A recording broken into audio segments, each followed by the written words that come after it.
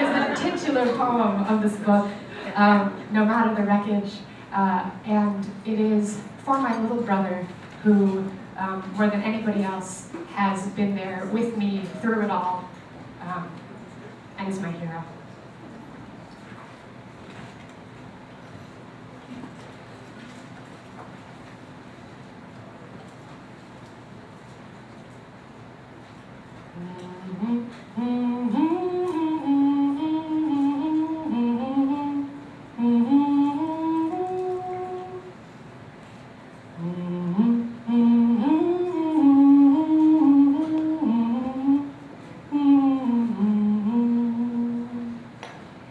And the cold wind blew, and the cold wind blew.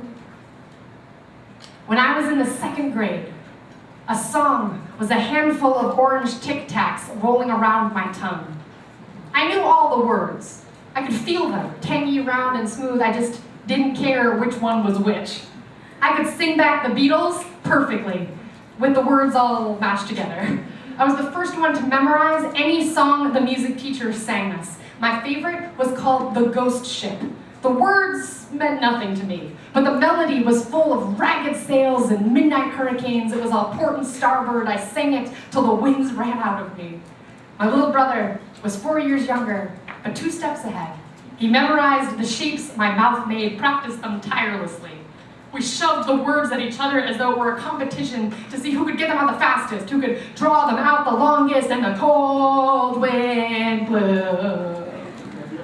By the time it was his turn to learn it in music class 4 years later, he already knew the song so well he confused the teacher. My fist-chested brother, a fireplace shotgun waiting for his chance. Little girls learn to sing The Perfect Man before we ever know what the lyrics mean. Strong arms, good hair, wide eyes, brave heart, big money, kind hands. We build model ships in bottles, whispering life into the toothpicks and wire. We make plans and blueprints for the one we hope is coming. And come they do, fleets of vessels, battleships and barges, they arrive on the horizon, flags to the sky. I have seen what can happen when a woman tries to make a dinghy into a galleon. Sometimes a rowboat is all you need. Sometimes a whaler, a ferry. Our model ships look perfect in their bottles, but we do not know if they are seaworthy. Sometimes the one that reaches your harbor has already been through the storm. Sometimes you cannot notice the leaking until you are so close, until you are already out to sea, trying to batten down the hatches, bailing the water pooling at your ankles, manning the rigging alone. My brother pushed off from shore before the tide had ever turned his way, always 2 steps ahead.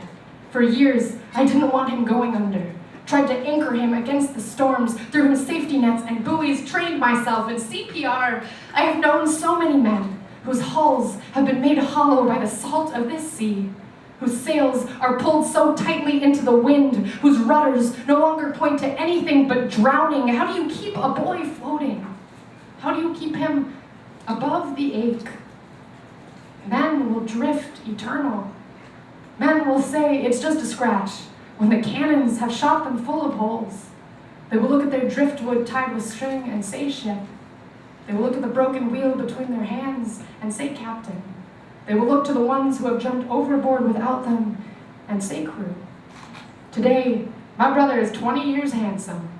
He is smirk and motor, femur strong and decision heavy. His decks have been worn down by the feet of others, but his compass always points north.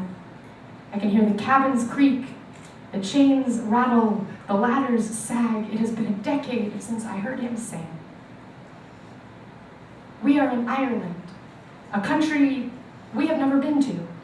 I have rented us a car I cannot drive and have been maneuvering us gracelessly through the green, green countryside toward the cliffs of the western coast.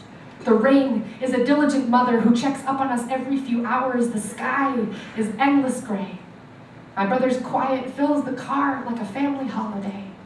I turn on the radio to mask the fog. The shoreline arrives beneath us suddenly, the way all shorelines do, full and vast, crumbling away at all our stubborn solidness. And there, standing against the crashing waves, sits the massive body of a shipwreck, as though all of history has been gifted to us. We are giddy with adventure. We are skipping over the rocks. We are shouting to the wild horses and the ocean's roar. The jagged porthole opens to us, and we pull ourselves into the boat's hungry mouth. It is empty and whole. Full speed ahead. Proud astern, fore and aft, we climb until we are scraped and muddy, rust children with lighthouse eyes. And together, we start to sing the words we have known since childhood, as though they have been drifting through us, lost at sea, waiting for the right current to find safe harbor. Oh, brother, no matter your wreckage, there will be someone to find you beautiful despite the cruddy metal. Your ruin is not to be hidden behind paint and canvas. Let them see the cracks.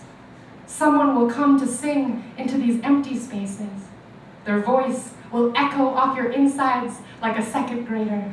And her little brother, 4 years younger, 2 steps ahead, singing until the metal vibrates, until the ghost ship rings.